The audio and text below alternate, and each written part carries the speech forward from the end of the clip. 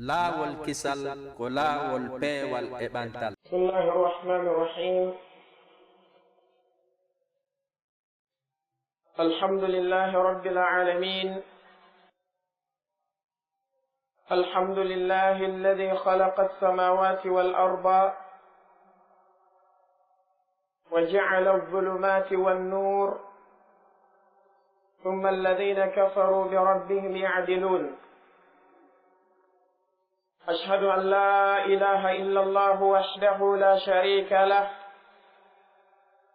له الملك وله الحمد وهو على كل شيء قدير وأشهد أن محمدا عبد الله ورسوله صلى الله عليه وعلى آله وأصحابه وعلى من استنى بسنته واهتدى بهديه وسلك مسلكه إلى يوم الدين. وبعد، مستمعي الأكارم، أحييكم بتحية الإسلام قائلا لكم السلام عليكم ورحمة الله وبركاته. وأسأل الله جل وعلا بأسمائه الحسنى وصفاته العلى أن يوفقنا لما يحبه ويرضى ويرزقنا الإخلاص والتوفيق ويجعلنا من الذين يستمعون القول فيتبعون أحسنه.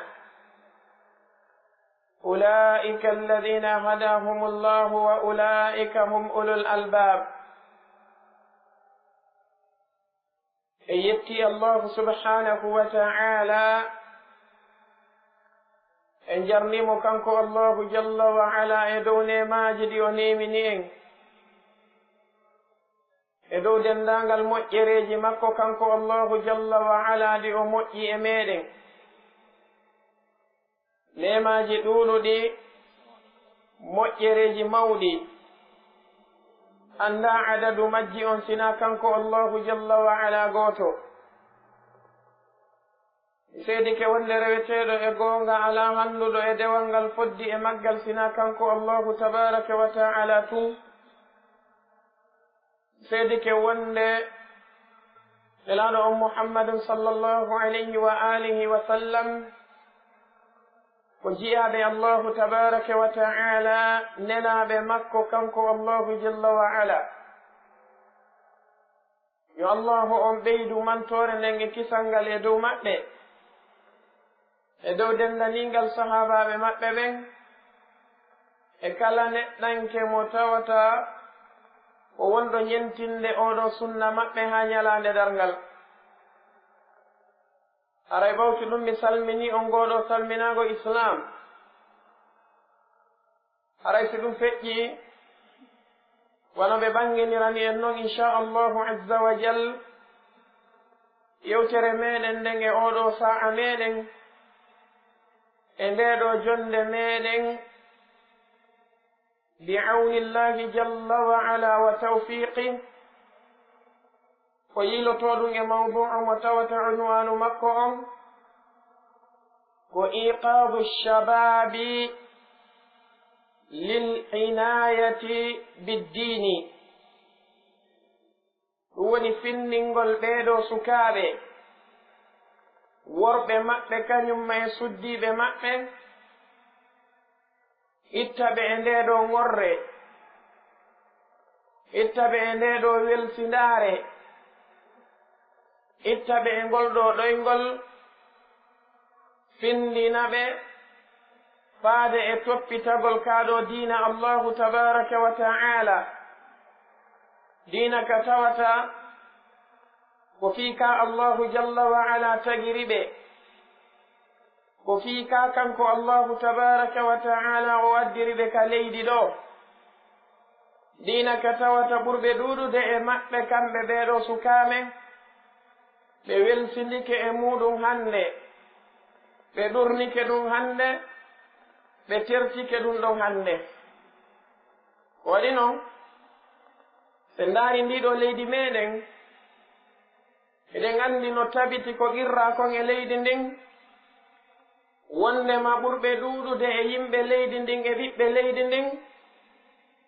ko sukaaɓe worɓe maɓɓe kañumma e suddiiɓe maɓɓe tawi si tawi hawri en ndaari ɓeeɗo sukaaɓe ɓe tawata ko sukaaɓe ɓurɓe ɗuuɗude e ɓiɓɓe ndiiɗo leydi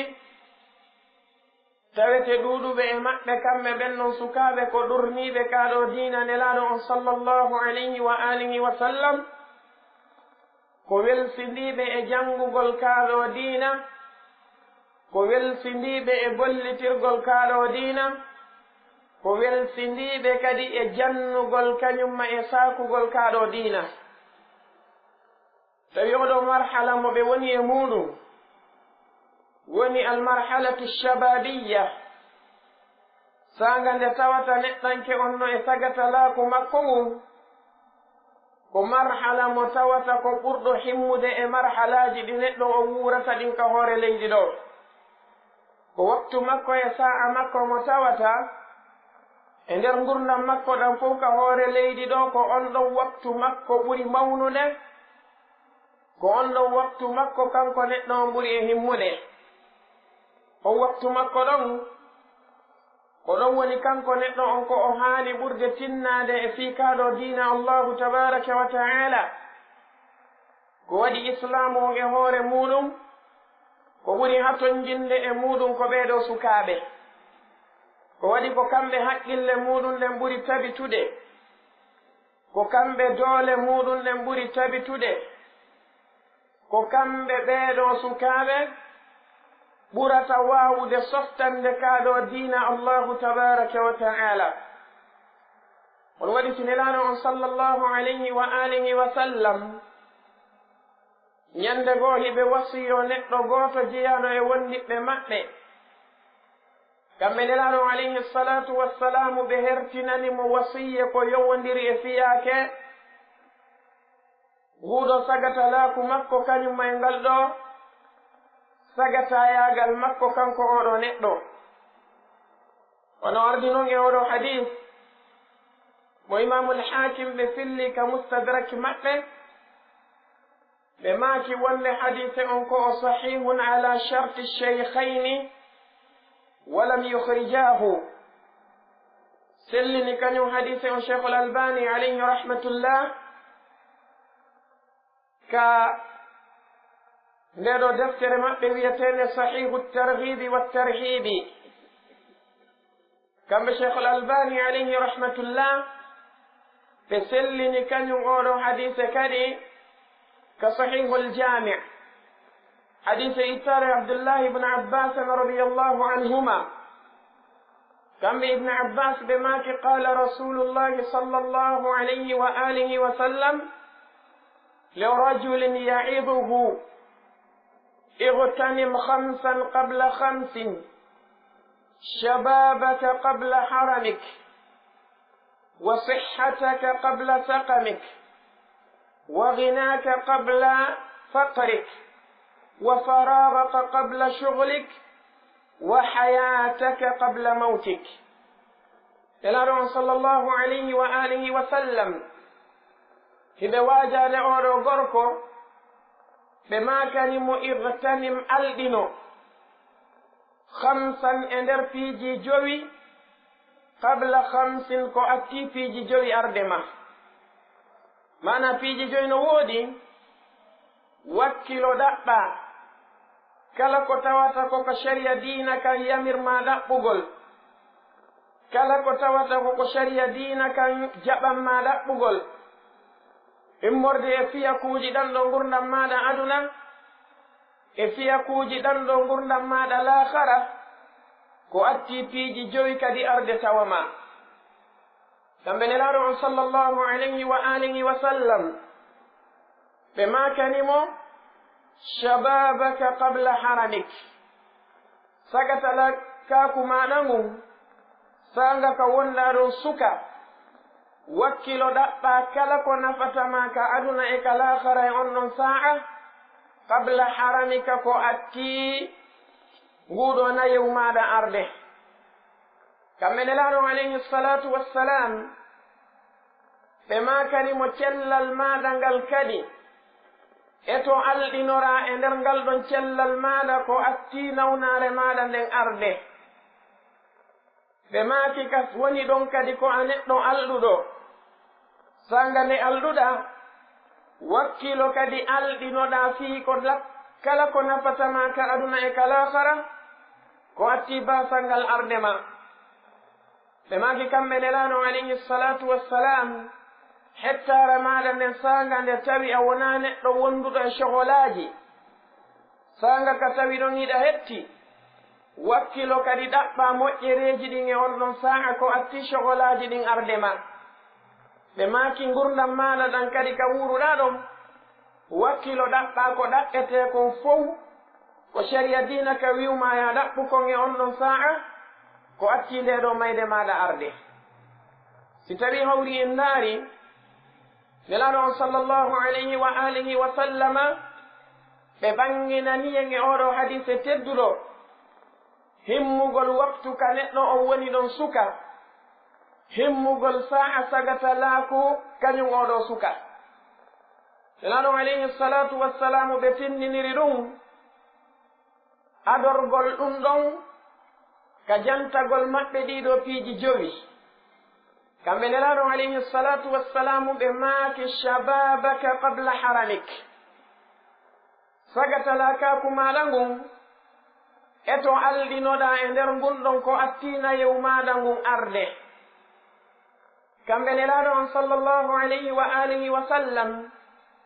ɓe ɓanginirani en kadi himmugol on ɗon sa'a waɗugol ko oɗo sa'a tun woni ko ɓe janti e marhalaji ɗi neɗɗo o rewata ɗin fof e nder gurdam muɗum ɗam oɗo waɗi si tawi se ndaari oɗo wasiye maɓɓe kamɓe nelaɗo on sallllahu alayhi wa alihi wa sallam hiɓe wasiyi en alɗinagol e moƴƴereji adunayankoji ɗin kañum e moƴƴereji laharayankoji ɗin sanga ka wonɗen ɗon sagataɓe ko attina yewngun arde en kono yimɓe ɓen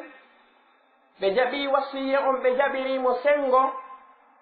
ɓurɓe ɗuɗude ɓen ɓe sali ngoɗo sengo luttungo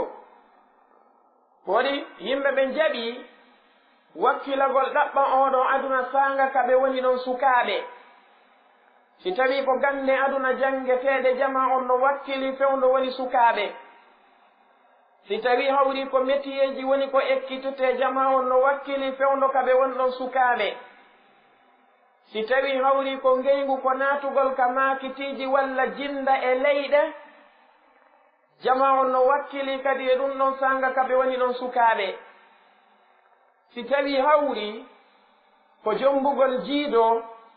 yimɓe ɓen no wakkili ɗum ɗo fof sanga ka ɓe woni ɗon sukaɓe amma bange kaɗo diina allahu tabaraka wa ta'ala jangugol oɗo islam jangugol ndeɗo qur'anare allahu tabaraka wa ta'ala wawande jangude wanonde tipporino anda firo ndeɗo qur'anare makko kanko allahu jalla wa ala gollitira ndeɗo qur'anare anda sunna nelaɗo on sallllahu alayhi wa alihi wa sallam kadhalika gollitira oɗo sunna maɓɓe janna kadi yimɓe ɓen ɗiɗo ɗiɗi woni ndeɗo deftere kañum may oɗo sunna no ɓeɗo ardiɓe moƴƴuɓe famiri noon ɗum ɗo yimɓe ɓurɓe ɗuɗude ɓen ɓe jaɓali oɗo wasiya nelaɗo on sallllahu alayhi wa alihi wa sallam ka sagatalankaku maɓɓe kaɓe woni ɗon sukaɓe ɓe woni ɗon sagataɓe bange diina allahu tabaraka wa ta'ala kan hiɓe welsidi hattirde welsindagol tawile oɗo sa'a ko sa'a mo tawata pellet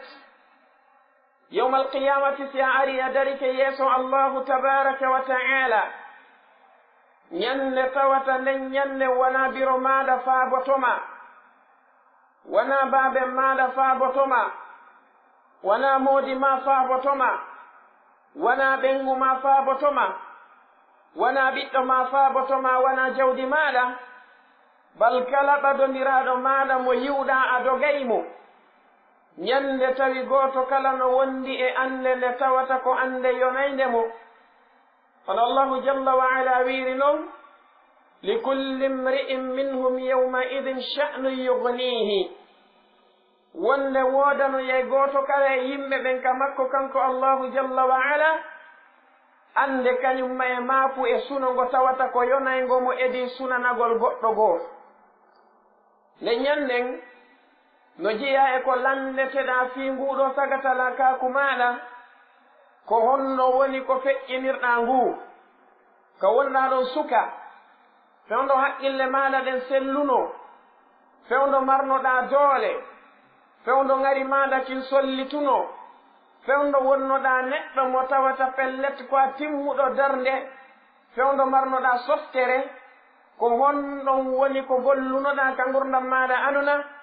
on waktu maɗa ɗon ko honno yawtinirnoɗamo ɗum ɗo neɗɗo kala neɗɗo o landoyta ɗum ɗo yawmal qiyama elaɗo on sallllahu alayhi wa sallam ɓe tabintinani en ɗum hadise mo imamu tirmidi ɓe filli ittaɗo e abou barzata al aslamiyi radiallahu anhu elaɗo alayhi salatu wassalamu ɓe maati la tazulu qadama abdin yawma alqiyamati hatta yus'ala an arba'in ɓe maati wonde jeyaɗo allahu tabaraka wa taala si aroyi yawma alqiyama kanko neɗɗo on si tawi hawri o immintinama ka kaburu makko o ari kanko oɗo neɗɗo ɗeɗo teppe makko ɗiɗi ɗe sertata haa o lande fiipiiji nayi nelaɗo on sallllahu alayhi wa alihi wa sallam ɓe maakani en e nder ɗin ɗon piiji nayi ɗi o landete ɓe maaki wa an shababihi fima ablah e riwaya goo wa an jasadihi fima ablah ɓe maaki kanko neɗɗo o landoyte fii sagatalankaku makko ngun koye honɗum woni ko hiɗɗini ngun ɗon sagatalankaku makko ko o wonnoɗon suka tawi ko o suka marɗo doole marɗo hakkil o landoyte yawma alqiyamati fewndo on saayi ɗon ko honɗum o jokkuno koye nder honɗum kanko neɗɗanke on ɗiɗo kolli makko ɗi ñuɗi koye nder honɗum ɗiɗo leeɓi makko ɗi furɗi koye nder honɗum nduɗo ɓanndu makko ndu ɗayɗi koye nder honɗum kanko neɗɗanke on o ronkiti koye nder honɗum kanko oɗo neɗɗo o turi bimana sanga ka o wonnoɗon sagata allahu tabaraka wa taala landoytomo yawma alqiyamati ko honno on ɗon sa'a feƴƴiri e hari on sa'a ɗon ko a neɗɗo mo tawata ko a giɗo allahu tabaraka wa taala wonno ay bimana janngaynoɗo qur'an janngaynoɗo sunna gollitiraynoɗo kaɗo diina allahu tabaraka wa taala tertiɗo dendagal laawi iblis dari fiyo kaɗo diina allahu tabaraka wa taala ka faamo fiyo kaɗo diina allahu azza wa jalla ka saako jama on jokka kaɗo walla a wonno neɗɗo mo tawata ko a weldiɗɗo iblisu alayhi la'ana tawi ko a neɗɗo mo tawata ko a fembotoɗo pelette ko a neɗɗo mo tawata ko a tufaynoɗo noppi maɗa gorko ko a neɗɗo mo tawata ko a yowaynoɗo jolokoje ka dande maɗa waɗaynoɗo jawe e juuɗe muɗum yuppaynoɓo tuuba muɗum manto waɗaynoɗo zina yara beere fiima cigarette kañumma e dorogu heɗoɗa musique yaha amugol e ko ɗum ɗo wonno mecce ma siko a juwo kadi ene hari golle ma ko tokkugol mèche ka hoore maɗa hippagol périk lootagol produit fembugol timeloji maɗa e yuɓɓugol peɗa e yuɓɓugol mbaykoji e yaltingol becce maɗa ɗen e yaasi o yaltina ɓaawo maɗa ngon ka kene ɓornoɗa coñci ɗi tawata ko wirtayɗima fitina ɓeeɗo jiyaɓe allahu tabaraka wa taala ka an kadi ko ɗum ɗo wonno golle maɗa ɗum ɗo fof a ɓanginoyay ɗum amama rabbil izzati wal jalali yeeso makko kanko allahu tabaraka wa taala tawa a ala dogirde a ala hay e nokku ka suuɗoɗa a ala hay e nokku ka wawata dogirde daɗa harayɗa dari yeeso makko kanko allahu tabaraka wa taala ɗum waɗi si tawi no hanani goto kala e meɗen sanga ka o woni non suka o wona jiyaɗo allahu tabaraka wa taala moƴƴo o rewa allahu tabaraka wa taala fewno on sa'a hara waccali ha o nawya sanga ka tawi aduna faalaka mo yimɓe aduna tigi e muɗum haaɓimo o inna ko fewno on sa'a ɗon o ɗettata tiggare o tiggo ko fewno on sa'a ɗon o ɓornoto coñci ɗi tawata ko yottiɗi ko fewno on sa'a ɗon o wiyata himo feewi ko fewno on sa'a ɗon kanko oɗo suka o ɓornoto kaftane ko fewno on sa'a o wakkiloto yawgol ka juulirɗe ko fewno on sa'a o warata o jooɗo ka duɗe o inna noon joni himo jangude neɗɗo on o wawata hollude allahu tabaraka wa taala ƴoyre oɗo waktu meɗen woni waktu sagatalankaku ngun ko waktu hittuɗo ka allahu subhanahu wa taala allahu jalla wa ala nelaɓe makko ɓe o neli ɓen wona abdullah ibne abbas radiallahu anhuma ɓe makiri ɗon allahu nelali nelaɗo hay e goto siwana ko o sagata wonno ɓe maki kamɓe ibne abbas radiallahu anhuma ɓe maki ma ba'atha allahu nabiyan illa shaban wama a'ta aliman alilma illa wa huwa shab ɓe maki allahu tabaraka wa taala nelali annabajo hay e goto siwana on ko suka wonno allahu jalla wa ala o kaali gandal gando hay e goto siwana ko neɗɗo janguɗo ka suka yagal makko fewndo ko wonɗon sagata ko ɗon woni ko o jooɗi o kurkani ngal ɗo gandal dina allahu tabaraka wa taala allahu okkimo so ndaari ngol ɗo konngol maɓɓe kamɓe abdullah ibne abbas radiallahu anhuma en taway bila shakkin ko kalimatu sidqin ko konngol ngol tawata ko konngol goonga naaren ɓeeɗo neraɓe allahu tabaraka wa taala ɓeeɗo annabaɓe makko kanko allahu jalla wa ala o ɓanginani en fiyake yogaɓe e maɓɓe ka qur'an o holli en wonde fewndo o neli ɓe hari koɓe sukaɓe wonno naaren wona annabi ibrahima alayhi salatu wassalam ɓeeɗo annabi ibrahim ɓe tawata ɓe rewno allahu tabaraka wa taala ha allahu azza wa jalla weltanime allahu azza wa jalla yiɗi ɓe allahu azza wa jalla o ɗetti ɓe o waɗi jaatigi makko kanko allahu azza wa jalla o waɗi ɓe kadi almami wonande kala neɗɗo artowo ɓaawo maɓɓe annabi ibrahima alayhi salatu wassalam ɓe allahu subhanahu wa taala wi'uno e fii muɗum ka qur'anare makko teddune kanko allahu o wi inna ibrahima kana umma o wi annabi ibrahima alayhi salatu wassalamu ɓe laatike ko ɓe umma karmo koɓe tafsir ɓurɓe ɗuɗude ɓen ɓe maki mana umma on ɗo ay kana imaman wa qudwatan ɓe laatike ko ɓe almami ko ɓe ñentinteɓe wonande arteɓe ɓaawo maɓɓe ɓen abdullah ibne abbas radiallahu anhuma konngol ɗimmol ittangol e maɓɓe ɓe maaki inna ibrahima kana umma ay kana ta'ifatan kamɓe annabi ibrahima alayhi salatu wassalamu kamɓe tu ɓe rewno allahu tabaraka wa taala ha allahu hollimi ɓe wati tawi kamɓe tun ko ɓe mofte timmuɗe sabu dewal maɓɓe ngal ko yeƴƴi kon sabu diina maɓɓe kanko moƴƴi kon kamɓe annabi ibrahima alayhi salatu wassalam allahu azza wa jalla ɓangini wonde o jogike ɓe jaatigi o wi wattahada allahu ibrahima khalila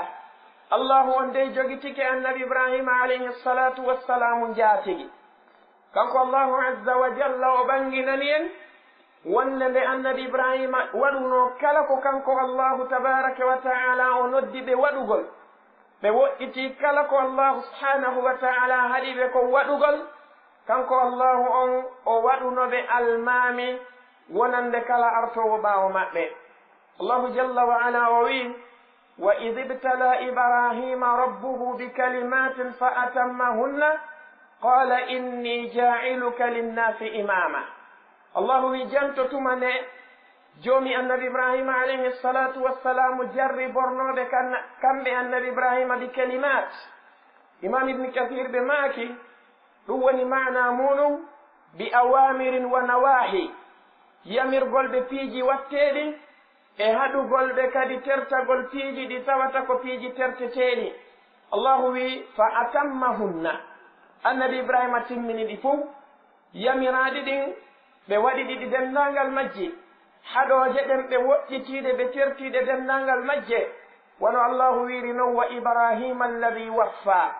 annabi ibrahima on mo tawata o timminno yamiroje joomi makko ɗen ka waɗugol o timmini haɗoje joomi makko ɗen ka accugol ɓaɓe waɗi ɗum allahu azza wa jalla o wi inni jailuka linnasi imama min mi watti an annabi ibrahima wonande yimɓe artayɓe ɓaawo maɗa ɓen fof ko almami maɓɓe ko ɗum kanko tabaraka wa taala o waɗi annabi ibrahima almami ñentinteɓe nelano on sallllahu alayhi wa alihi wa sallama ka diina ɗo o wi summa awhayna ilayka an ittabi' millata ibrahima hanifa yeeso ɗum ɓe wahyini e ma an muhammad alayhi salatu wassalam jokkugol ɗo laawol annabi ibrahima ngol tawata ko laawol tawhid fewngol o waɗi en enen kadi yimɓe ɓe tawata annabi ibrahima ko almami meɗen enen nde ɗo mofte o wi qul sadaqa allahu fattabi'u millata ibrahima hanifa enen nde ɗo mofte ko yen jokku laawol annabi ibrahima ngol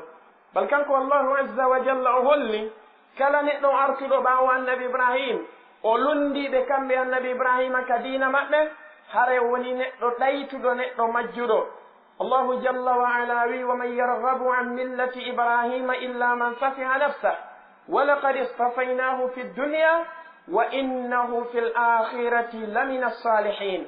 allahu wi wonde hay e gooto añata sela oño tertongol ɗo laawol annabi ibrahima alayhi salatu wassalam si wona neɗɗo majjinɗo hoore muɗum neɗɗo hawkuɗo hoore mum neɗɗo ɗaytinɗo hoore muɗum joomi mi wi walaqad istafaynahu fi dunya annabi ibrahima kamɓe men suɓike ɓe ka gurdan aduna ɗo min waɗani ɓe piiji heewɗi no jeeya e muɗum waɗugol ɓe almami kala artowo ɓaawo maɓɓe o wi wa innahu fi l akhirati lamina alsalihin amma kalahara ko ɓe joyeyteɓe e ɓeɗo moƴƴuɓe naadoyteɓe aljanna firdaus ɓeɗo annabi ibrahim ɓe tawta allahu tabaraka wa taala waɗaniɓe ɗiɗo moƴƴereji e ko wona ɗi ɓeɗo e hoore muɗum hina ba'athahu rabbuhu tabaraka wa taala kana fatan fewno allahu tabaraka wa taala nelnoɓe ko ɓe sukaɓe wonno hari wonaɓe mawɓe wonno kamɓe annabi ibrahim allahu jalla wa ala wi en ka qur'anare makko teddune o wi walaqad atayna ibrahima rushdahu min qabl wa kunna bihi alimin إذ قال لأبيه وقومه ما هذه التماثيل التي أنتم لها عاكفون قالوا وجدنا آباءنا لها عابدين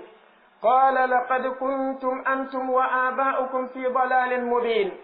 قالوا وجئتنا بالحق أم أنت من اللاعبين قال بل ربكم رب السماوات والأرض الذي فطرهن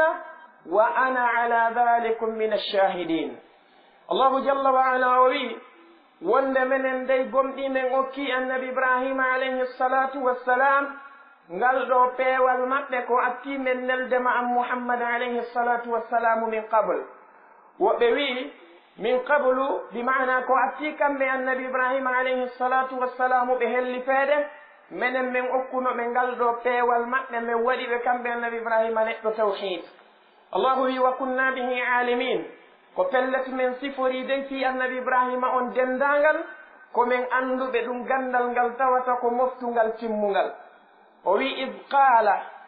li abihi wa qawmihi ma hadihi ltamasilu allati antum laha akifun nde kamɓe annabi ibrahima alayhi salatu wassalamu kañum oɗo suka wonno tawi ko kamɓe faami tawhid ɓeɗo yimɓe maɓɓe koɓe yimɓe ɓe tawata ko shirkayɓe rewayɓe sanam tawi no jeeya e ɗum baaben maɓɓe tigi e hoore mum kamɓe annabi ibrahima alayhi salatu wassalam suka mo tawata ko ɓendunoɗo wonno suka mo tawata pellet no mettaynomo fi allahu tabaraka wa taala shirkanama ka hoore leydi allahu jalla wa ala yeddama kamɓe annabi ibrahima ɓe fewti baaben maɓɓe e yimɓe maɓɓe ɓen ɓe dendagal maɓɓe id qala li abihi wa qawmihi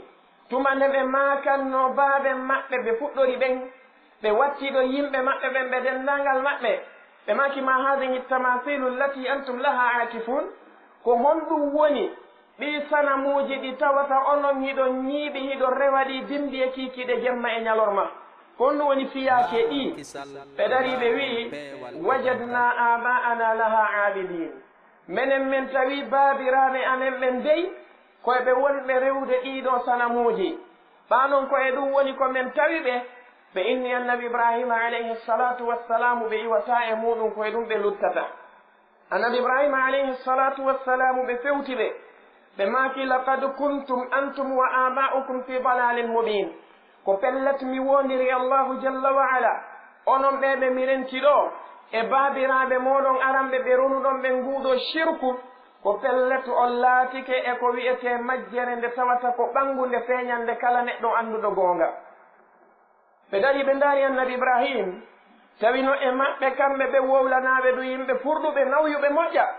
ɓe ndaari duuɓi annabi ibrahima ɗin ɓe tawi ɗi fanɗi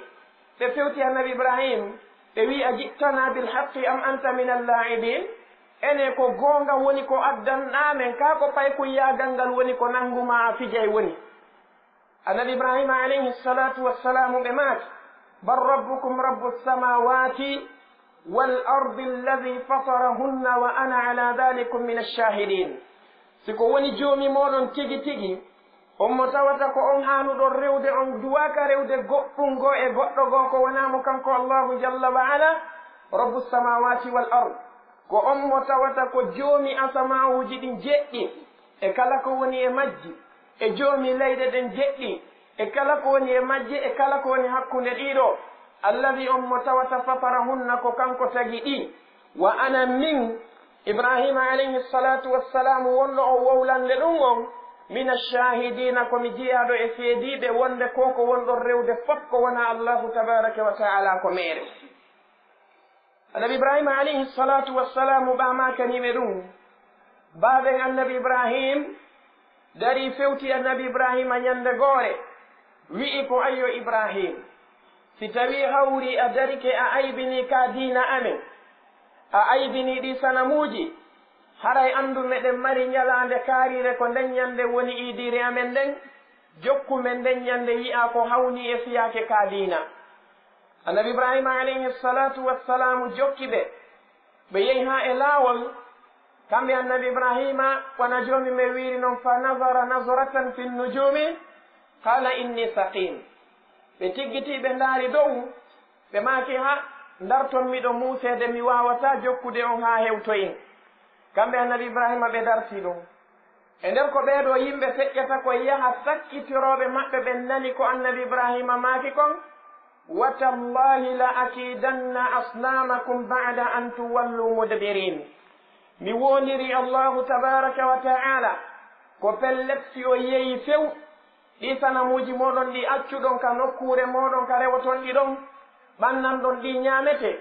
komi wondiri allahu tabaraka wa taala mi fewje fi majji mi huwayɗi amran ɓaawo on huccitude ɓaɓe hucciti annabi ibrahima alayhi salatu wassalamu hendi ɗi faraga ila alihatihim darban bilyamin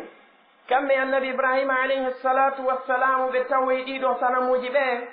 ɓe soppiri ɗi doole allahu jalla wa ala wi wonde wa ja'alahum juzazan illa kabiran lahum la'allahum ilayhi yarji'un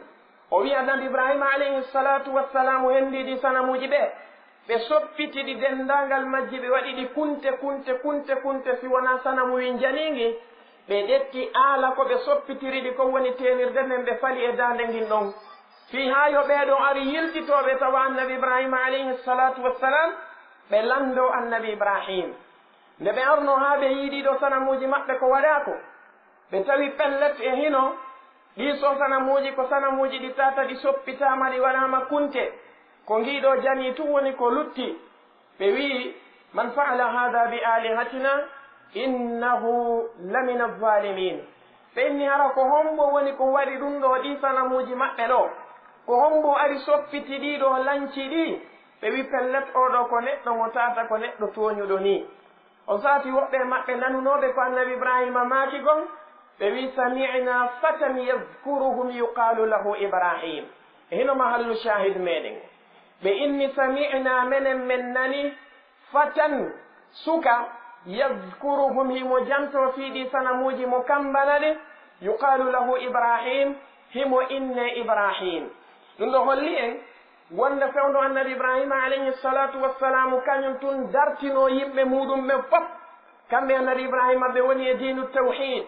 tawi yimɓe maɓɓe ɓen no e kaaɗo diina ka dawata ko diina shirku, ko acci annabi luutu jaɓande ɓe kañum may oɗo sonnajo maɓɓe.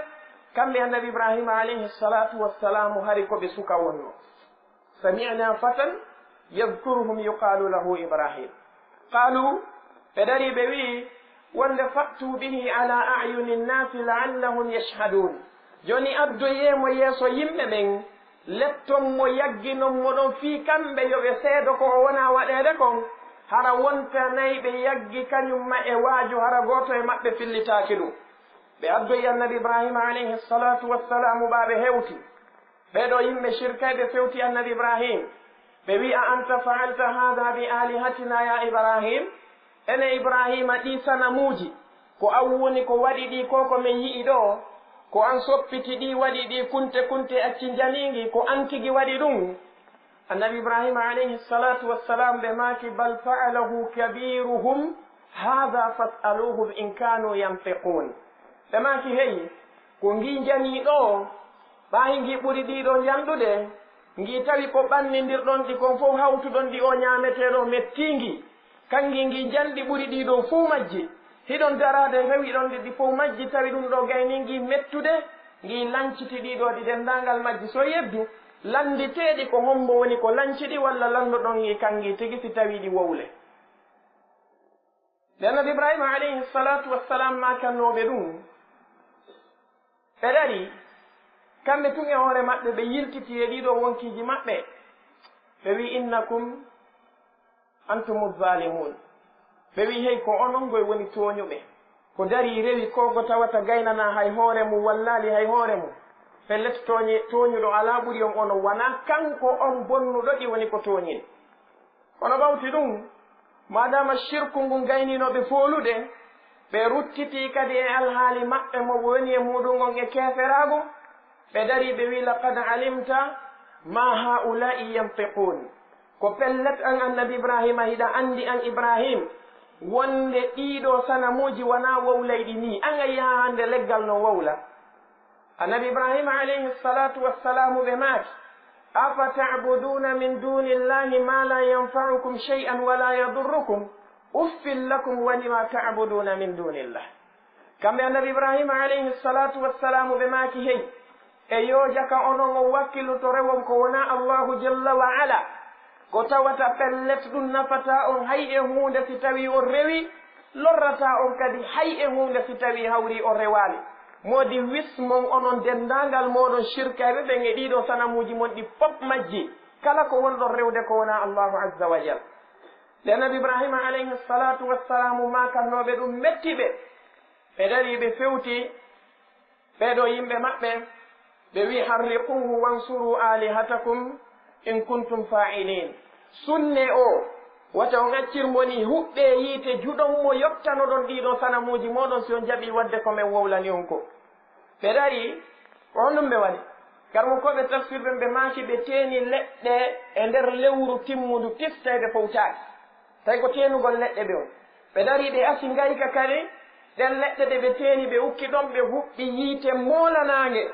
olimamu tafsir ɓe maaki hakke ko yiite ngen towuno kon, tawi hakkunde duule ɗen e yiite ngen sonndu wawata wirude ɗon si wona yiite ngen sunnay kanum sonndudu. ɓe addi annabi ibrahima alayhi salatu wassalam, on saati ɓe bugi annabi ibrahima alayhi salatu wassalam. jibril alayhi salam ɓe hewtiti annabi ibrahima ko atti annabi ibrahima ukkade ka yiite. kamɓe jibril ɓe maaki ya ibrahim alaka haaja. ene ibrahima aɗa mari haaju, ko min jibrilu ni mi dandama harange yiite hewtalima. jibrilu alayhi salatu wassalamu no marno taaka waɗugol piiji heewɗi ɗo, ɓe marno taaka jaɓɓitagol annabi ibrahima hara nde hewtali ka nder yiite. ɓe marno taaka kamɓe jibrilu ɗanningol yiite ngenɗo e annabi ibrahima hewtu. ɓe marno taaka saakugol ngenɗo yiite hoore ɓen shirkayɓe ɗon tigi. kono annabi ibrahima sabu laaɓugol tawhid maɓɓe on e sabu hoolagol joomi maɓɓe tabaraka wa ta'ala ɓe maaki amma ilayka fala siko e ma an jibrilu mi ala haaju hasbiya allahu wa ni'ma alwakil min yoniilan allahu tabaraka wa ta'ala o moƴƴii hoolorteeɗo kanko allahu o majjaka fi an o yejjita fi an o wirnaka fi an nde annabi ibrahima alayhi salatu wassalamu hoolornomo kanko allahu jalla wa ala no wi e wonde wa man yatawakkal ala allahi fa huwa hasbuhu kala neɗɗo hoolorɗo allahu jalla wa ala allahu yonaymo allahu wi fa qulna ya naru kuni bardan wa salaman ala ibrahim fa aradu bihi kaydan faja'alnahum al-akhsarin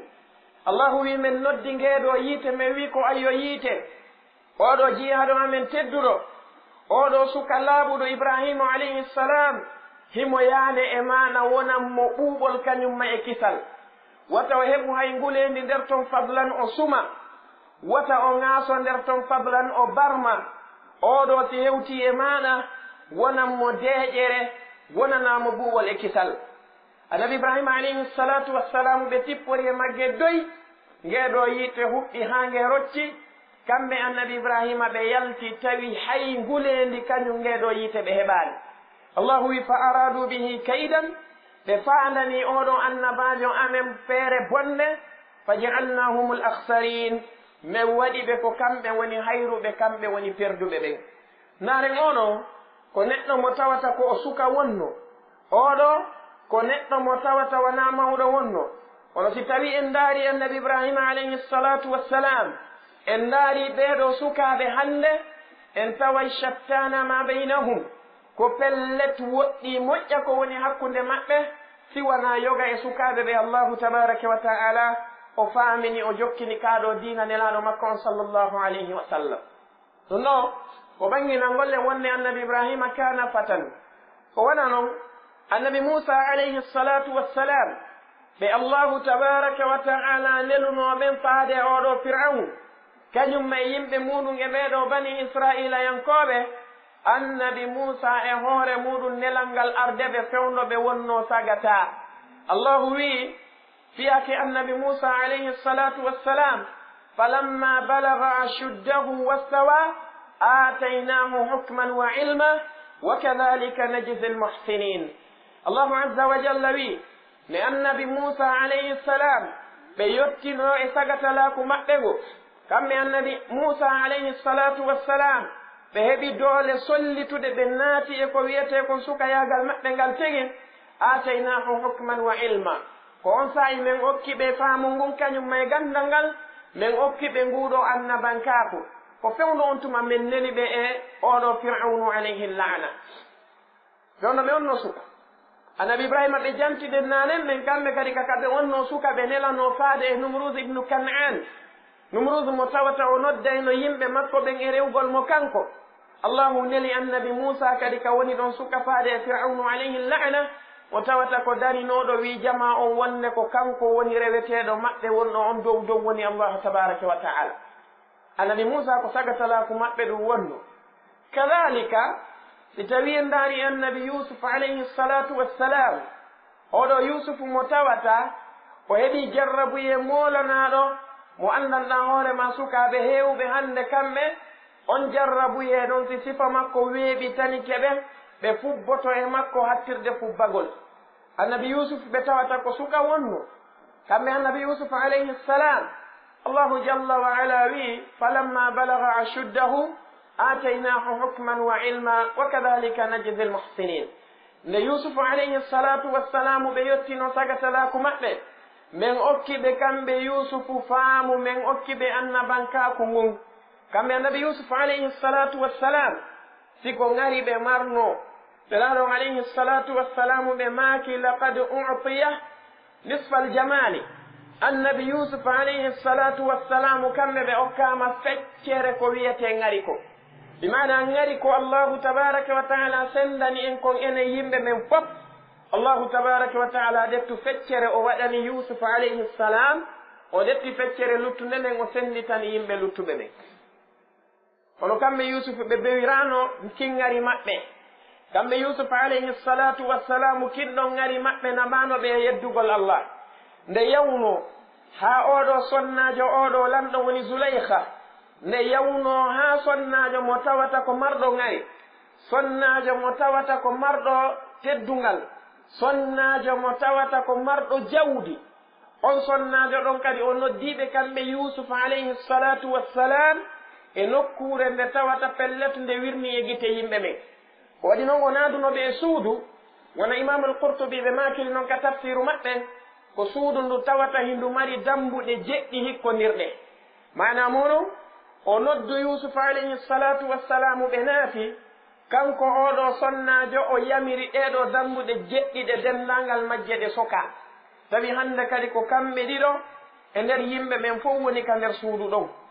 allahu tabaraka wa ta'ala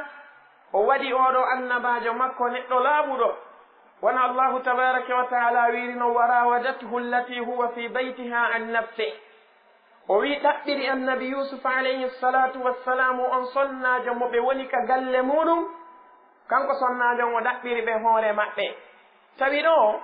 kala ko innete fiyo dina newo kon no woodi ɗum goo ko sonnajo labaɗo ɗiɗi ko sonnajo marɗo teddungal tati ko sonnajo marɗo jawdi nayi ko kanko tigi weeɓiti hoore makko jowi donc so tawi hawri koko wirni ko ndaarete yimɓe ɓen hiɓe wirniɓe hattirde wirnagol tawi ɗiɗo piiji ɗi dendangal majji hiɗi mofti ɗon kanko oɗo sonnajo o fewti annabi yusuf o wi hay talakki eyno lanɗo mi weeɓi tanike makko ayo yusufu waɗu e an kala ko faalaɗa kamɓe annabi yusuf alayhi salatu wassalam suka laaɓuɗo suka hentiɗo suka gomɗinɗo hulowo allahu tabaraka wa taala ɓe maaki ma'adallah mi moolike allahu tabaraka wa taala nde mi watta ɗum mi moolike mo kanko allahu tabaraka wa taala nde mi yanata e sifa ɗum kamɓe annabi yusuf alayhi salatu wassalamu oɗo sonnajo weeɓi tanoriɓe ɓangeji ɗin fof o dari o wi wonde ko ayyo yusuf ndaari gite ma no labira ndaari no ɗe rawniri annabi yusufu ɓe maaki simi maayi mi waalike ka kaburu ɗe ko fusayɗe ni o inni ndaari mbaykoji ma no yuɓɓori ndaari no timeloji maɗa waalori ɓe maaki ɗum ko saamoyay ɗum ni o wi ndaari kolloy ma no labira ndaari kala ko o wowli kamɓe annabi yusuf alayhi salatu wassalam ɓe wallina ɗum ɗon ka leydi yehi ha kanko sonnajo on o naɓi ha ko wiyete kon fayda joni o nangi ɓe few kamɓe annabi yusuf alayhi salam wona allah tabaraka wa taala hollire ɗon walaqad hammat bihi wa hamma biha lawla an ra'a burhana rabbih kamɓe annabi yusuf alayhi salatu wassalamu tawi sonnajo on joni o himmaniɓe few kamɓe kadi e hoore maɓɓe ɓe himmanimo ko waɗi ko ɗum ɗo woni firo ahli sunnati wal jama'a gon wona imam ibne jarir tabari ɓe addiri noon ka tafsiru maɓɓe ɓe maki amma wi'ugol wonde sonnajo on himmani annabi yusufu fi waɗugol bone o annabi yusufu himmanimo fi pi'ugol mo ɓe maki ngoɗo ko firo ngo tawata ngo tabitali a immatu sunna ko firo tabitungo e immatul bida'i ko ɓen ɗum woni ko andiral waɗi abdullah ibne abbas kañumma imam mujahid ɓe maki wo hakke ko fiyake on pooɗino kon yawno ha annabi yusufu alayhi salatu wassalam ɓe itti tigi hay tuuba maɓɓe mo ɓe ɓornimba lawla an ra'a burhana rabbih allahu wi kadhalika linasrifa anhu assu'a walfahsha innahu min ibadina almukhlasin kamɓe annabi yusuf ɓe yi'i noon hande kadi burhana rabbe hoɓɓe wi ko hito ɓe nani ka asama no wiyaɓe ko ayyo yusuf wata waɗu ko o sonnajo nodduma kon e mum woɓɓe wi ko hito baaɓe maɓɓe tigi woni ko ɓe nani baaɓe maɓɓe noddi ɓe wi ko ayyo yusuf wata yanu e koko o sonnajo bannam maɗo kamɓe annabi yusuf alayhi salam ɓe nangi lawol maɓɓe dogugol kala dambugal ngal ɓe hewti allahu jalla wa ala waɗani ɓe dambuɗe ɗen ɗe dendangal majje ɗe udditi ha ɓe yaltoyi ɓe tawi noon on saati oɗo gorko mo tawata ko moodi sonnajo on no ka dambugal wa alfaya sayyida haaladal bab ɗum ɗo oɗo yusufa alayhi salatu wassalam weeɓitanama oɗo bone hattirde weeɓitanagol kamɓe sukayagal maɓɓe fewndo on tumale hari ɓe jombali kono ɓe woɗɗiti hattirde woɗɗitagol hande ndaren ko sukaɓe jelo natata looto ɓe peeño ɓe wujo nebban ɓe waɗa parfum ɓe ɗaɓɓita pantalowu maɓɓe kumɓe ɓuri hoolade kumɓe wakko ɓe falo kum ɓe ɗaɓɓita doloku maɓɓe kumɓe ɓuri hoolade kumɓe wakko kum ɓe ɗetta jolokoje ɓe waɗa ka daande ɓe iwa gila e quartier walla ɓe iwa gila e saare ɓe yaha ha e saare ma ha e quartier ɓe banno e ɓaawo kuuru goɗɗo ko yahata leer goto habbagol jiwum ɓe hendo on ɗon ɓe yaha ɓe wadda e makko bone ndaari alhaali ma an e alhaali yusufu alayhi salam on fof kon sukaaɓe woni yusuf kañum noddama ha ka suudu lanɗo weeɓitanama hoore mum ɓengu lanɗo few kamɓe yusufu ɓe sali an ko ya immo yaha ɗaɓɓitira jiwɓe wa ɗaɓɓitowo juldandu yaha ɗaɓɓitira jiwɓe wa neɗɗo mo tawata ko majjiraɗo goɗɗum tawa ɗum ɗum fof ko fiya waddu e maɓɓe bone ange yusufu alayhi salam son daroyke yeeso allahu yewma alqiyama tawi yusuf kañum weeɓitanama salike an a yalti a ɗaɓɓoyi ange yusufu ko honɗo woni ko bi mana ko e nokku hombo woni ko sertoto yeeso allahu tabaraka wa taala ɗum on fof kon sukaɓe dal no gasa haranga jombi yusuf alayhi salam kamɓe hari ɓe jombali fewno ɗum weeɓitaniɓe ɗum ɗo ko misal molanangal wonande sukaɓɓe si tawi hawri yaari ka hedde ɓeeɗo suddiɓe allahu tabaraka wa taala ɓanginani en fi oɗo sonnajo wiyeteɗo maryam bintu imran oɗo sonnajo mo tawata ko hulaynoɗo allahu tabaraka wa taala mo tawata ko reenunoɗo kanko maryama farju makko on ko suka wonno kamɓe yumma meɗen maryama alayha salam gorko janano memali ɓe gorko janano soccaki ɓe gorko janano andano ɓe way kamɓe maryama alayha salam oɗo waɗi ndaare moƴƴande jibrilu alayhi salatu wassalamu tawnoɓe ka burure fewndo nden ɓe seenino laɓɓintinagol kamɓe yumma meɗen maryam ɓaɓe yi jibrilu alayhi salam no jogii mbaadi gorko mbaadi laɓandi nane moƴƴa kamɓe yumma meɗen maryama ko ɓe maaki eɓɓen ɗum ɗon e ɓeeɗo jiwɓe fewndiɓe hannde allahu tabaraka wa taala o wi wadkur fi lkitabi maryam id intabadat min ahliha makanan sharqiya fattahadat min dunihim hijaba fa arsalna ilayha ruhana fatamassala laha basharan sawiya qalat inni audu birrahmani minka in kunta taqiya nde kamɓe yumma meɗen maryama ɓe wonno e on alhaali allahu wi min neni e makko malaikajo woni jibrilu alayhi salam malaikajo on kadi ardi e suura basharan sawiya gorko mo tawata ko gorko bi mana labaɗo ngari tiiɗuki darde nden no timmi cembe ɗen no timmi ngarikin no solliti ko ngari dari yeeso maryama alayhi salam kamɓe tun ka burure tawi neɗɗo hay e goto ala ɗon tammo maɓɓe ko honɗum yumma meɗen maryama ɓe maaki inni audu birrahmani minka in kunta taqiya min o mo yiyatano miɗo moolo allahu tabaraka wa taala yo dandan kala bone ko wonduɗa e muɗum modi si tawi ko a hulowo allahu jalla wa ala pottotakko an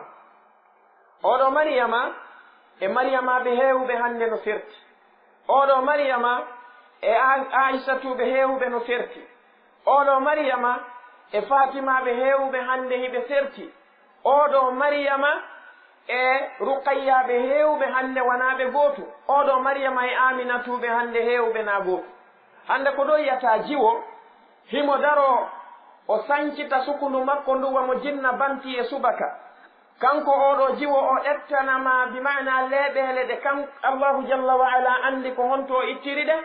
o fala ɗum ɗo e hoore makko nden o ɓolta guri ngi joomi meɗen waɗanimo ngi allahu ɓornimo guri o ɓorti ngin wona concongol o ɓorni o accata e makko kanko oɗo jiwo o ɓorno pantalowu ma zippu taƴaku tawa buse makko fof no e kene wuddu makko fof no e yaasi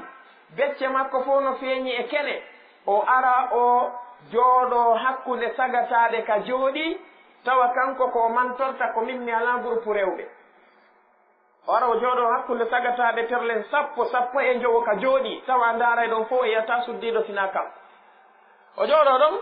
kaɓen siwata taya kaɓen filloto fi balon himo ɓaaro e hoɗɗe woɓɓe no ɓaaro e makko himo waalo e woɓɓe no waalo e makko oɗo mo tawata ko wonɗo wadde ni o iwa kadi ka maɓɓe kanko oɗo jiwo o looto haa o gayna o waɗa hon o ɗefta perikwal o hippo ma o ɗefta mesuji makko ɗin o haɓɓitoɗi haa o gayna o wujo nebban o wujo ganda si ko poudre e si tawi hawri ko condi bantara ma condi fari kanko oɗo jiwo o wujo ko rouge à lèvre ko nandi e si faɗin piiƴi o waɗɗo sakuwal zina o ɓorno pantalon mum zina o ɓorno bodi mum zina o ƴawa e hoore paɗe zina o iwa ka galle baaɓe makko o taƴita galleji o yaha o naatoya e nder galle o yaha kadi e nder ɗen ɗo galle o naatoya e nder chambre mum suka tawana ɓaali moɗon siwana yoɓe waɗu zina oɗo e mariama alayhi salam mo oɗo bi mana malaikajo ardani ɗum mbaadi neɗɗanke laɓaɗo kamɓe yumma mariama ɓe maaki inni a'udu birrahmani minka in kunta taqiya ɓeɗo ko sukaɓe ɓe tawata shattana ma baynahuma allahu jalla wa ala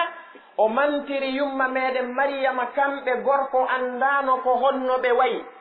allahu wi wa maryama ibnata imrana allati ahsanat farjaha kamɓe yumma meɗen maryama ma ɓe makani ɗum jibrilu alayhi salam jibrilu maaki innama ana rasulu rabbiki li ahba laki gulaman zakiya ɓe maaki hey min komi nelaɗo joomi ma naami neɗɗo ko sikkuɗa kon woy min komi malaikajo armaɗo wo ko yomi ar mi humpite kanko allahu o hokkete woni geɗal jo mo tawata ko geɗal jo laɓɓinaɗo kamɓe yumma maryama ɓe ɓurti noon ma faare ɓe maaki anna yakunu li gulamu wa lam yamsasni basharun wa lam aku bagiya ko honno min mi wawata heɓirde ɓiɗɗo ha hande gorko me maalilam ha hande gorko foppaakilam an sa landama ene ko worɓe jelo memuma wallahi a anda worɓe jelo memuma ko worɓe jelo memuɗa tawa ko jananɓe e maɗa a anda yumma maryama ɓe maaki walam yamsasni bashar min ha hande gorko memalilam walam aku bagiyan wanami sonnajo mo tawata ko zinowo wanami ɗum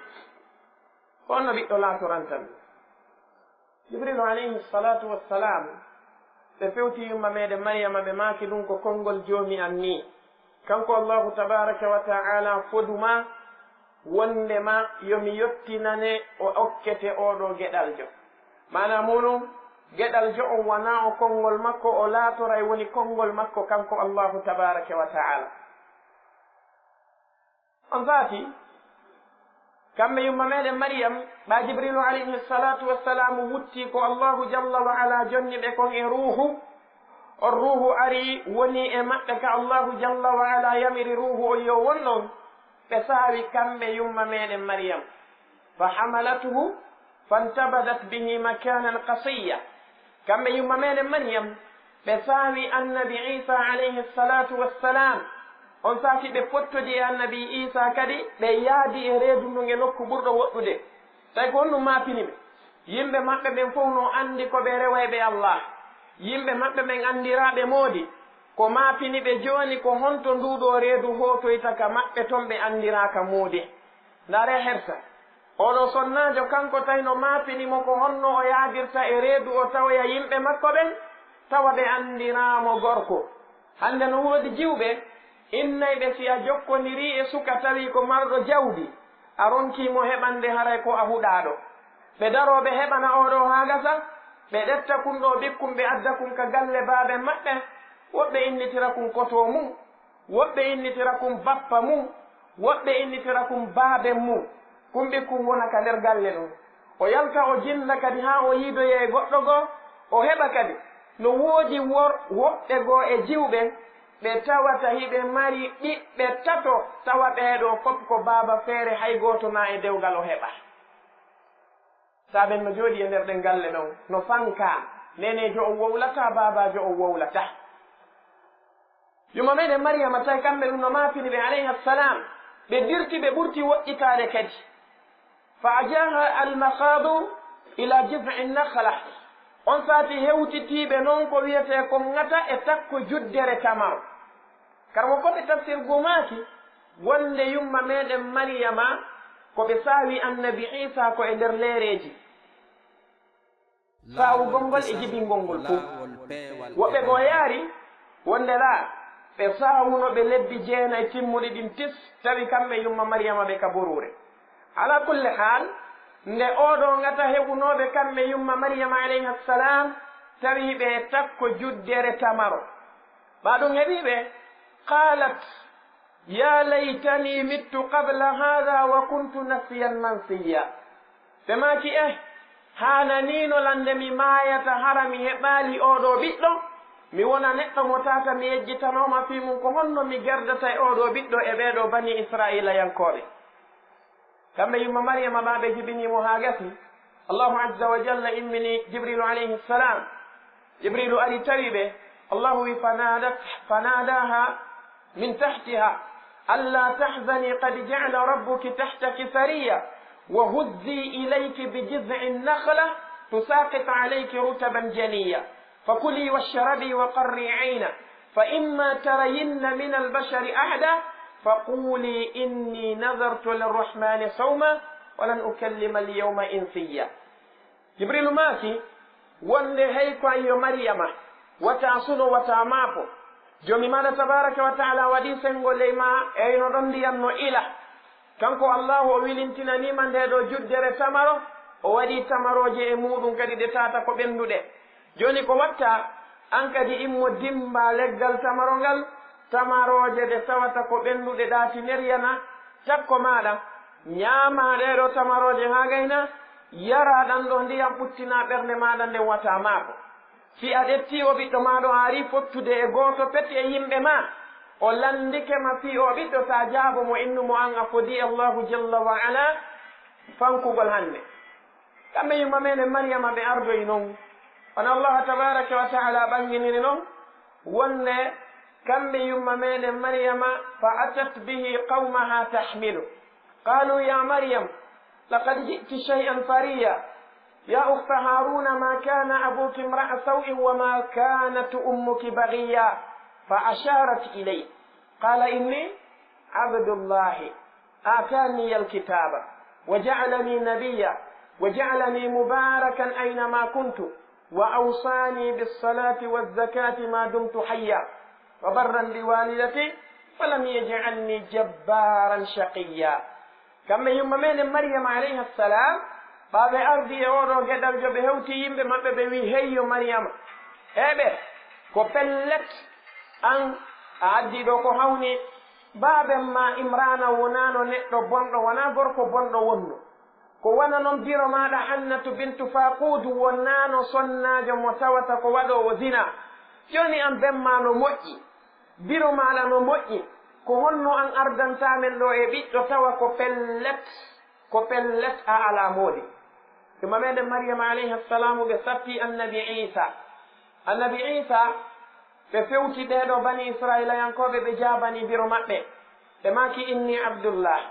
min komi jiyaɗo allahu tabaraka wa taala awalu kalimatin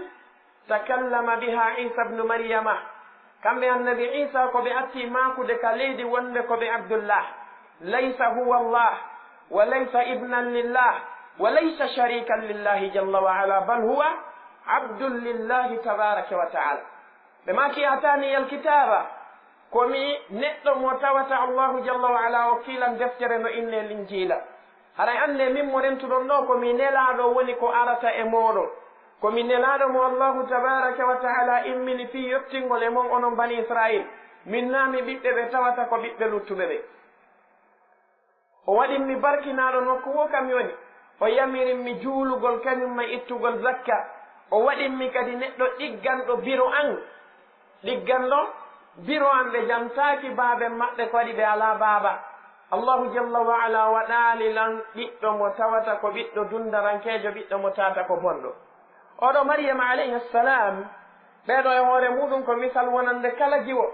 ko waɗi ɓe ko jiwo wonno kañum maryama alayhi ssalam oɗum joni meɗen tabaraka wa taala o ɓanginani en fi sukaɓe mise muɗum ka qur'anare makko teddune fi enen ɓeeɗo sukaaɓe yen heɓu mise e mum karmo koɓɓe maaki tashabbahu bisalihina wa in lam takunu mislahum fa inna tashabbuha bilkirami falahu nandindine e moƴƴuɓe ɓen hay so waali wano ɓe way non tigi kono nandindinagol e moƴƴuɓe ɓen ɗum ko malore ndaren ashabul kahfi ɓe allahu tabaraka wa taala tippini cortewol timmugol tis kanko allahu jalla wa ala o wowli fiɗeɗo e maggol ko heewi ɓeɗo sukaaɓe yomin men ɓanginani en ko sukaaɓe nahnu naqussu alayka naba'ahum bilhaqqi innahum fittiya o innali innahum shuyukh ko sukaaɓe wonno ko honɗum doginnoɓe wona fi ukkoyagol e maayo fi ɗaɓɓoygol kawtirgol e porto ɓe yaltali ka maɓɓe fi yewgol halka hoore mum fi ɗaɓɓugol aduna innahum fityatun amanu bi rabbihim wa zidnahum huda wa rabatna ala qulubihim id qamu faqalu rabbuna rabbu lsamawati wal ardi lan nad'uwa min dunihi ilahan laqad qulna idan shatata fa inni haula'i qaumuna ittakhadhu min dunihi aliha aw la ya'tuna alayhim bisultanin bayyin faman adlam mimman iftara ala allahi kadiba ɓeɗo kamɓe ko doginnoɓe ittiɓe ka maɓɓe ittiɓe golle maɓɓe fof ko fiyoɓe wotinɗin allah laaruɓe ɗo ndaara hoore ma an a suka marɗo hakkil timmuki tis tawa ko be lootoɗa nafeele fi heɓa bak tawa ko be waɗɗoɗa talki fiya ɗaɓɓu visa tawa ko be an jonneɗa dolokkoye leppi jeɗɗi ko wattaka ley coñci maɗa ko be jonnoɗa gudoye leppi jeɗɗi ko haddoɗa ko be jonnoɗa hurundawoy koye tata ko jilla koye e jawe muɗum fi woya gaynu haaju ɓeɗo kamɓe hiɓe dogude fiyoɓe wotilɗin allah subhanahu wa taala ɓe wakkili wonde e fammere ɓe lutta e mayre an a suka sagata timmuɗo tis a duwaɗo darade wotindina allahu nodda faade e ɗum tawa o ko ya jooɗo nene ma yahnama ndaaro ɓe ara ɓe jonnama ko yara e ko lootoɗa e ko haɓɓitoɗa e ko daditoɗa e ko ɓornoɗa si a nani wombowal ko ha e sifa ma si winnama wombowal ko suka mo tata ko ni o suka hoolorowo talkuru suka hoolorowo ñiire bonoru ma ñiire ngiiru suka hoolorowo njandi suka hoolorowo sadakaji shirku e mbile o acca ɗon waɗugol sababe ko joomi makko shar'inanimo waɗugol kon o hoolora allah sa nani wombowal ko ha e hoore annabi moussa alayhi salatu wassalam nde ɓe fokkituno yiidoygol e khadre alayhi salam fi janngoygol e junngo kañum khadre annabi moussa ɗaɓɓano mawɗo ko ɗowtaɓe koɓe ɗaɓɓuno ko koɓe andi gaynay haaju allahu wi wonde wa id qala moussa li fatahu la abrahu hatta abluga majma'a albahrayni aw amdiya hukuba id qala moussa li fatahu la li cheikhihi on ɗon almouradu bil fata huna ulamau ɓe maaki ko yushau bun nun oɗo ko suka wonno mo tawata ko jiyanoɗo e ɓurɓe kelɗude e wondiɓɓe annabi moussa alayhi salatu wassalam amma si tawi en ndaari ɓeeɗo sahabaɓe nelaɗo on alayhi salatu wassalam e yii tinnare ɓe en ndaari no wawɗen ta no yurmi ndaaren ndeɗo qur'anare nde wonduɗen e muɗum hannde ko hombo moɓani en ndeɗo haa nde wa'ini tawi en janngayne en hula yeebagol mayre few ko suka waɗani en ɗum suka mo anndanɗa hoore maɗa duuɓi ɗin towano hay seeɗa woni zayd ibni sabitin radiallahu anhu e zaman aboubacre as-siddiq radiallahu anhu nde yahano e gaswati ji tawi yimɓe hunjiɓe qur'ana boy luttiye mum omar abdul khattabi radiallahu anhu ɓe tawi aboubacre ɓe maaki ko ayyo aboubacre min komi yii e feere wakkilo moɓande ɗo qur'anare nde wona nokku gotum ko waɗi noon hunjiɓe qur'ana ɓen no warede ka jihadeji on saati aboubacre as-siddiq radiallahu anhu ɓe taski ɓe diisini haa ɓe tawi pellet ko ɓe noddata ɓe halfina ɗum ɗon ko oɗo suka maaketeɗo zayd ibne sabitin radiallahu anhu ɓeɗo zayd ibne sabitin ɓe moɓinde an a suka hiɗa ɗo a jibinama tawi ko nde ɗo woni deftere ma a wawata fontude inna ɗo ko cortewol kaariwol ni a wawata fontude inna ɗo ko ayawol kaariwal ni a wawata goɗɗo janganama ɗon aya anda ko allahu jalla wa ala o faandi e on ɗon aya ene an e zayd ibni sabitin ko honto sugatagal moɗon ngal nandi an e oɗo ko honto woni alhaali moɗon on ko peppodir zayd ibni sabit e zaman Usman ibni Affan tigi ka riwayaji ɗin ɗuɗuno windede kamɓe Usman ibni Affan Zayd ibni Sabit no jeeya kadi moɓe nodduno fi tabintingol oɗo qur'ana mo tawata ko mo mofteɗen haani jogitade o kamɓe Zayd ibni Sabit ɓe jeeya sen iwi gonɗon sengo en daari wona Abdullah ibne Abbas radiyallahu anhuma hunɗo paykum kamɓe Abdullah ibne Abbas radiyallahu anhuma nelaɗo alayhi salatu wassalam waɗannoɓe du'a ɓe maaki allahumma faqihhu fi ddini wa allimhu ta'wil allahu faamin o dina andinamo fil qur'an fewno nelaɗo feƴƴinayno alayhi salatu wassalam hari ibnu abbasin si heɓi duuɓi 15 ɓe feƴƴali ɗum si ɓe heeɓiɗi kono ɓe wi hadisaje ko ibnu abbas fillani en kon ɓe tawata ɓe manditinoɗe e nelaɗon alayhi salatu wassalam ko hadisaje wulure e 650 fay kon kun tawata duuɓi 15 ɗin timmali ka makko ɓe wi wonde duɗal abdoullahi ibne abbas ngal ɓaawo nelaɗon alayhi salatu wassalam ko tendingal e jami'aji ɗin hannde ko tawde a yahay ka jami'a masalan jami'a al islamiya tawa fannu kala fannu lahu mudarrisun tawa fannu kala fannu no mari inneteɗo on ko oɗo jannata oɗo fannu amma ka duɗal maɓɓe kamɓe ibne abbas radiyallahu anhuma kana ustadan fi jamii l funun kamɓe hari ko kamɓe wonno ustad e fannuji ɗin ɗi dendagal majji ɓe wisi ɓe jooɗinoke yimɓe ɓe garayno hebbina laawol ngol tes kamɓe ibnu abbas ɓe toolo fi jannugol aruɓe ɓen fi qur'ana landagol fi qur'ana ɓe naata ɓe lando kala ko ɓe faala landade fi qur'an ibnu abbas jaaboɓe ibnu abbas ɓeydanaɓe kadi ko ɓe landaki si ɓe yalti arɓe fi humpitagol hadise ɓe naata ɓe gerdira noon e fannuji ɗi tawata ko fannuji heewɗi oɗo ko patum fewdo nelano alayhi salatu wassalamu feƴƴene hari o heɓali duuɓi 15 walla si ɗi heɓi kedi feƴƴaka anas bun malik nelano alayhi salatu wassalamu nde hewtoyno madina hari anas bun malikin ko marno ko duuɓi 4 yumma maɓɓe addi ɓe okki nelaɗon sallllahu alayhi wa sallam anas wondi e nelaɗon alayhi salatu wassalamu duuɓi 10 kono anas ko fillani en kon ko hadisaje guluuji ɗiɗi